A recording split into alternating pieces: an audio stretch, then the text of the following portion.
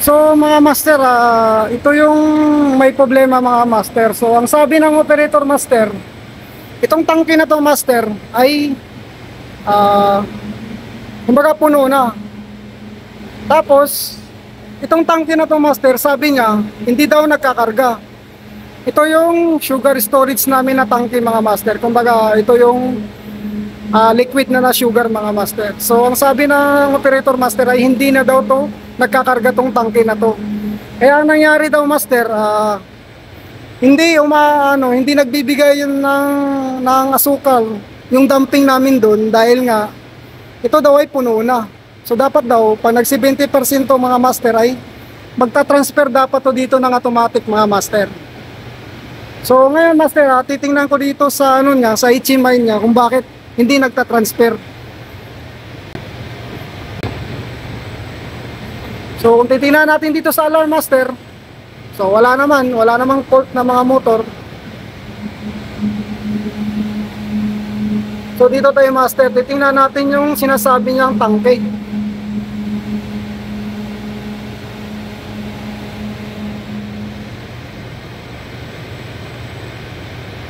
So master, ito yung tank to. Master, ito yung tank to. So dito master, kung makikita nyo, naka 90% na siya master. So 10% na lang, mapupull na tong tangke na to. Ngayon master, yung laman niya ay 23,180 liter. So ang sabi niya, dapat daw pumapatak to ng 24,000 yung laman nito, or 24,000 mahigit. Ang gusto niya mangyari master, magkakarga pa to, pero naka 90% na siya. Ngayon master, i-check naman natin itong tangke na to, yung sinasabi niya na hindi nagta-transfer. So dito din natin yan makikita mga master, itong tangkuan na to. Ito yun master, tangkuan na to. So dito master, naka 73% na siya. Kung titingnan natin master, ang una kong gagawin nito master, i-check ko yung seating nito. Itong tangkuan na to, makikita natin 73% na siya. Tapos ito namang tank to, tank 3 pala to. Saan ba yung tank to? Napin natin yung tank to mga master. So ito 90% yung master, titingnan natin yung seating nito, yung parameter talaga nitong program na to. Kung ano ba talaga seating, kung nare-reach niya ba to yung 90% na to or hindi pa. So dito master, pagkakalam ko dito sa seating, dito master, sa product parameter. So mga master, ito yung tank to. So kung makikita natin master, maximum tank level ay 90%. So ibig sabihin master, nare-reach niya yung laman niya na 90%. So talagang hindi na talaga magkakarga master, puno na . Yun yung seating niya 90% tank to. Tapos yung tank 1 naman ay 70%, yung maximum tank level niya. Kaya ang mayari master, hindi na talaga magda-dumping kasi nga puno na to . Nare-reach niya yung percent niya na 70%. Kasi nga master, may may level sensor to na analog. Ito din, level sensor din to na analog. Yung 90% na yan master. So mga master, importante din talaga master na alam mo yung procedure ng makina master. Kasi kung hindi mo alam yung procedure talaga ng makina mga master, kung paano to tumakbo yung makina na to, mahirap talaga. Itong makina na to kasi master ay bago pa lang to, kaya hindi rin kabisado ng operator. So hindi ko rin kabisado to master, nga lang kinakapa ko na lang to master kasi nga bagong makina namin to. So ngayon master, balik tayo dito sa sa tangke ng tank to mga master. Yung sinasabi niya hindi na nagta-transfer mga master, hindi na nagkakarga, ito yun. So mga master, kasi ito master level sensor to .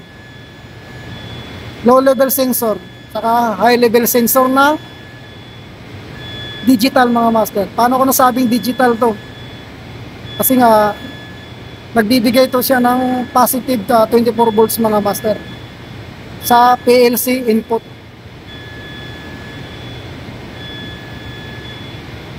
So ito naman master ay analog. So ito master pumapasok sa PLC digital input module mga master.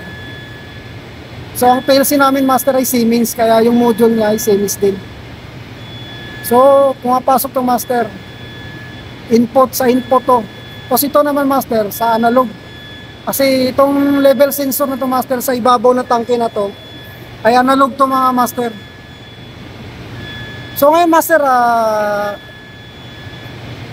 dahil nga nandito na tinotroubleshoot ko na to, so baka may hindi nakaalam sa PLC master kung paano gumagana yung PLC.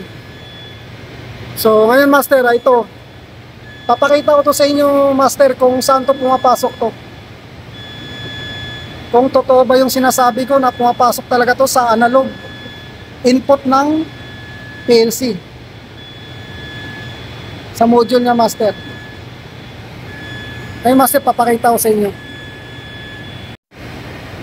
So mga master, may isi-share ako sa inyo master, baka may hindi nakaalam tungkol sa PLC, kung paano ba talaga gumagana ang PLC mga master. So ano lang to master, share ko lang to sa mga hindi pa nakakalam, yung mga baguhan lang. So malay nyo master, makakatulong to sa inyo. Talagang makakatulong to talaga sa inyo master. So yung PLC master ay may 5 parte ang PLC mga master. So una, may CPU siya. So pangalawa master, may digital input siya mga master na module. So pangatlo master ay may digital output siya na module. Tapos yung pangapat master ay may analog input module siya mga master. Tapos yung panglima, yun yung analog output mga master na module. So sa PLC master, may dalawang klase yung PLC mga master na voltahe na pumapasok sa PLC. So may mga master, kumbaga sa master, sa Siemens master ay PNP yung PLC kadalasan. So ano bang ibig sabihin ng PNP? So positive, negative, positive mga master. So positive 24 volts ang pumapasok sa input ng PLC mga master. So tulad nito master, yung i-share ko sa inyo ng actual master na Siemens to. So ito ay PNP. So may NPN kasi na PLC mga master. Ibig sabihin, yung pumapasok sa digital input niya ay negative 24 volts. Tapos yung output naman niya master, yung digital output naman niya ay negative 24 volts. So yun yung sinasabi ko na may dalawang klase yung PLC mga master, yung voltage na pumapasok, yung input at saka output. So baka maka-encounter kayo. So ngayon master, Siemens to na PLC. So ngayon master, papakita ko sa inyo kasi nga yun nga, may tinotroubleshoot ako na tungkol sa PLC, kaya yun, nandito na rin, so isi-share ko na lang din. So mga master, dahil nga itong tangke na to master, ang sinasabi niya na hindi nagkakarga. So master, lahat ng level sensor nito master ay pumapasok dito sa box na to. So pati yung mga output master, yung mga bulb na yan ay dito rin ang gagaling. So master, nandito yung module ng PLC. So ito master, Simatic ito 200SP, ito yung I/O system niya master. So naka-propinate siya. Kasi nga hindi to ang pinaka-CPU niya mga master. So I/O system lang to mga master. So mga master, kung nakikita nyo, ito yung DI. Ibig sabihin ng DI master, digital input. So tatlo ang DI dito master. So wala tong digital output mga master. So itong DI mga master, kung makita nyo master, positive 24 volts DC. Kaya nga PNP tong module na to mga master. So, ang mga pumapasok dito master ay yung tulad nito mga master, level sensor na to. Itong level sensor na to master. So, papakita ko lang sa inyo. Yan, yung level sensor na yan. Yung number niyan master ay 842. 842 mga master. So, titingnan natin dito sa electrical diagram niya.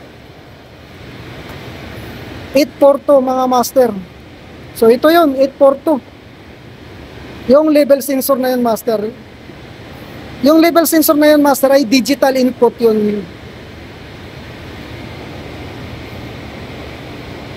Ay, kumbaga master, yung level sensor na to master ay digital na level sensor. Kasi nga master, yung output niya master ay ito master. Nag-output siya master ng ito yung sensor mga master. So may supply siya na negative at saka positive. Nakita nyo? Sa electrical diagram, ito yung negative na 24 volts. So pumapasok siya dito.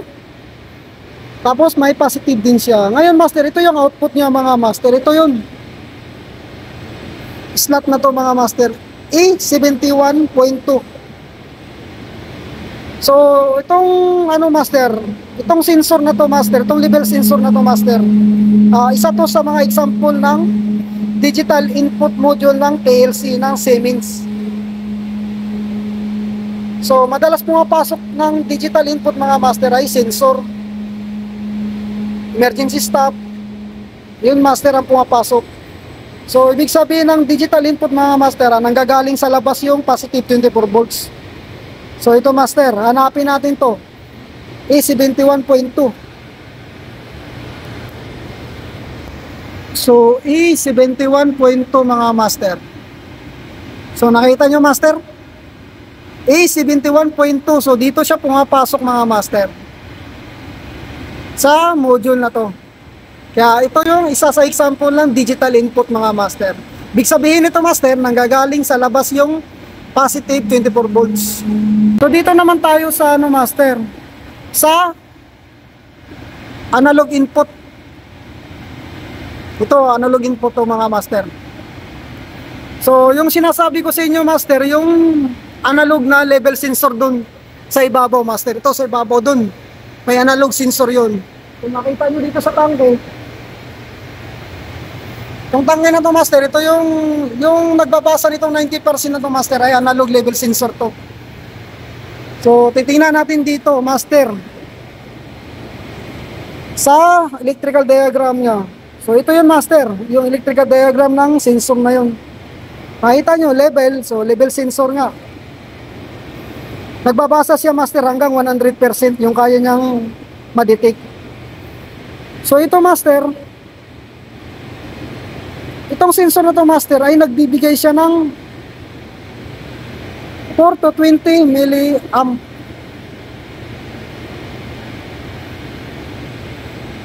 Kung makikita nyo, positive at saka negative mga master. So ito master is isa to sa example ng analog input module ng PLC mga master. So titingnan natin master ang actual A700 plus tsaka A700 negative. So ngayon master, papakita ko sa inyo to sa PLC ng analog input module, kung doon ba talaga to pumapasok mga master. So dito, balik tayo dito ulit mga master. So ito yung master, yung EI. So analog input module ng, so ang ibig sabihin naman ito master ay papasok dito yung positive negative ng 0 to 20 milliamp mga master. So ngayon master, A700, hanapin natin dito kung tama to. Yan master, kung nakita nyo, A700. So kung makita nyo, dito talaga siya pumapasok sa analog input mga master. So ibig sabihin nito master, ang analog input ng PLC, ng module nya ay nanggagaling sa labas yung 0 to 20 milliamp mga master. So yung negative master, hanapin natin itong isang wire na to kasi laging magkasama yan. Kung may positive na master, may negative din yan mga master. Ito yung EL700. So talagang tugma yung electrical diagram mga master, yung schematic na electrical diagram. So ngayon master, dahil nga napiliwanag ko na to sa inyo tong digital input at saka analog input, kumbaga itong dalawa master ay nanggagaling sa labas yung signal na voltahe. Ito naman yung analog output master, ito yun. So ang ano naman ito master, ang gamit naman ito ay nanggagaling mismo dito sa ang 0 to 20 milliamp mga master. So kumbaga ito naman yung naglalabas master ng analog. Kaya analog output siya mga master. So ano bang mga sinusuplayan nito master? Proportional bulb. So kung hindi ako nagkakamali master, so ito yun, itong proportional bulb na to master. So ang signal nito master na para magbubukas to ay nanggagaling sa analog output ng PLC.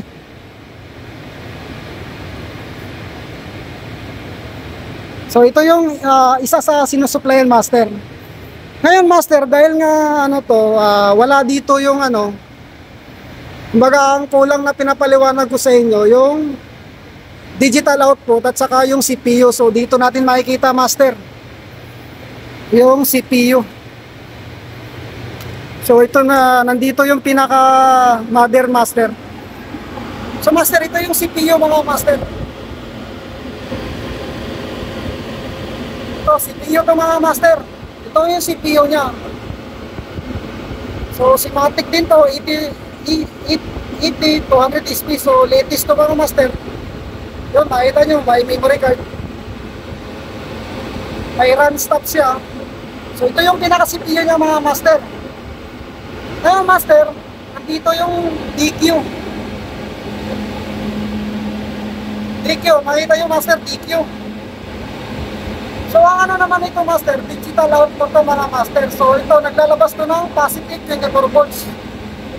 So mga sinusuplayan nito master, paliwanag ko lang. So ito, mga contactor. Yan master, mga contactor na yan. Yung nagpapa-energize yan master, nagagaling yan dito master sa digital output ng PLC module. So master, sana makakatulong sa inyo master yung sinishare ko tungkol sa PLC. So mga master, itong problema na to master ay wala tong problema mga master, tong makina na to. Kung makita nyo master, tama yung parameter itong makina na to, nare-reach niya yung setting ng level sensor master. Kaya hindi na talaga to magkakarga master. Kaya sabi ko, itong tangke na to master, dapat magta-transfer to doon, dapat magbabawas sila dito ng laman para yung tank 1 master ay maglalagay dito. Itong tangke na to maglalagay dito master, magkakarga dito ng automatic, kasi automatic to master eh. Yun ang sabi ko sa operator mga master. Kaya ito master, itong troubleshooting na to master ay walang problema yung makina mga master. So hindi lang naintindihan ng operator. So maraming salamat master sa mga nanonood sa video na to. Sana makakatulong sa inyo master, lalo na yung tungkol sa PLC. So maraming salamat and God bless you mga master.